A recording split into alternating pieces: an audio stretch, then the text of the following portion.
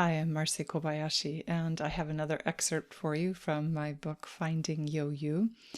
Yoyu is a Japanese word that we use in daily conversation to talk about whether we have enough or can afford something, like maybe you have enough time or don't have enough time, or you can afford to buy something or can't afford to buy it. So whether you have the Yoyu or you don't have the Yoyu, and it can be used for, like I said, time or money, but also whether you have the emotional or mental or spiritual wherewithal to do things, to do the things that you need to do in your life. And there was a few years ago, when I needed a lot of extra yo-yo because my mother-in-law needed help transitioning into a nursing home, and we had my father-in-law move in with us and soon discovered that he had Alzheimer's. And then that same year, my husband, we discovered, had stage 3 colon cancer. And if you've been following the story, then you know at this point my husband has just had surgery, and he's recovering and hopefully going home soon. And of course, this all happened several years ago. He's now cancer-free and very well.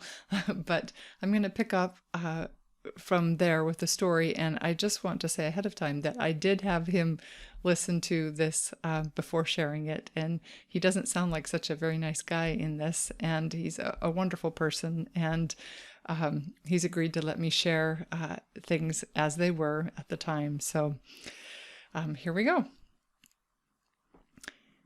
After taking a day off, it was good to be back at the hospital and see how Akira had improved.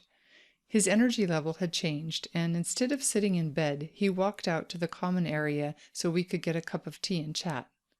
He even showed me up to the rooftop garden where we enjoyed the fresh air. We talked about the future and how things might be different. He wasn't super talkative, and it was okay. There was a peace about him. He seemed happier. If it weren't a Sunday, I would have asked the doctor to let him go home right away.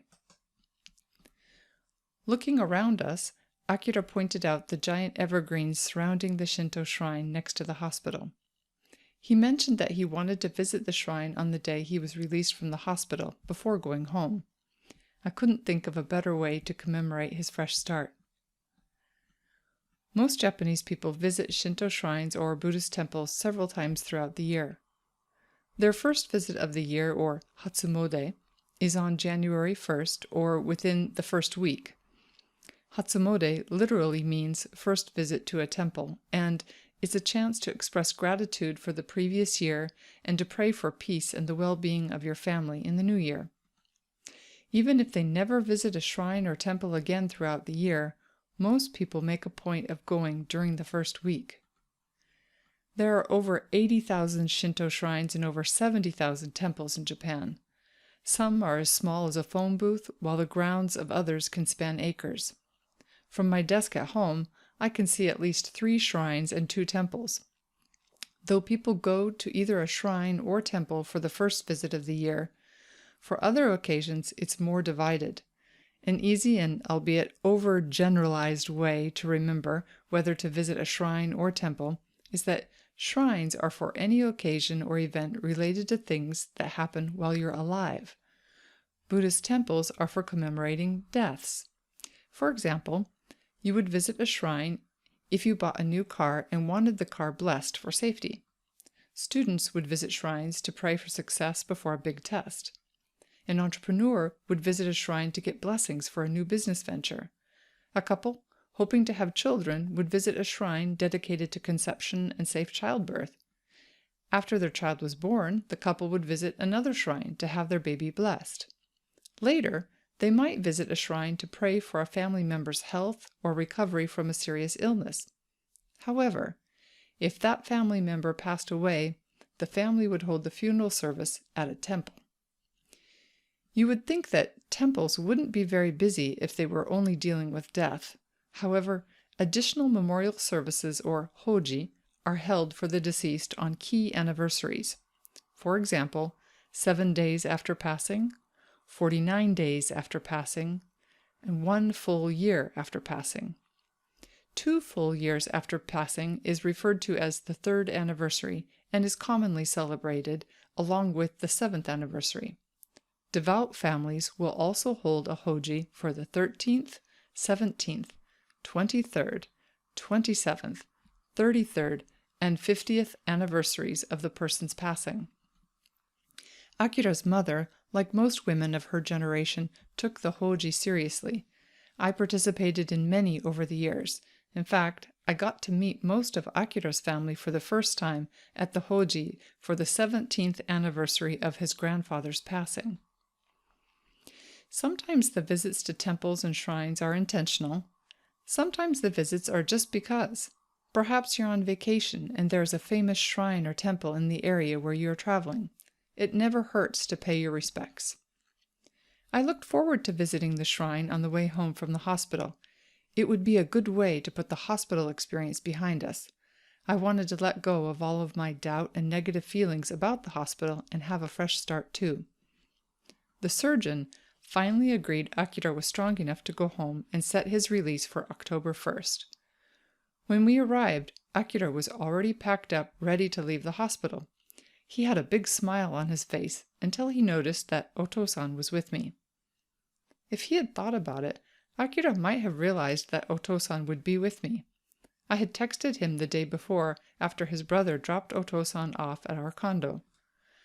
Akira hadn't had to think about his father since before surgery. It had been over 2 weeks, and from the gloom that set into his face, I guessed that Akira had momentarily forgotten that his father lived with us. Oto-san smiled when he saw Akira and clapped him on the back. Akira grimaced and turned away, ignoring his father. The nurse came up at the same time, so I was probably the only one who noticed. At least, that's what I hoped. As we pulled out of the hospital parking lot and made our way down the street to the shrine, I could tell Akira was still irritated that Oto-san had come with me. I wasn't sure why it upset him so. Perhaps he was expecting our visit to the shrine to be something special for himself or just between the two of us. I didn't know. Unfortunately, right as we pulled into the shrine parking lot, I got a phone call. It was from Oto-san's caseworker. The caseworker said they had found an opening at an activity center where Oto-san would be able to go twice a week.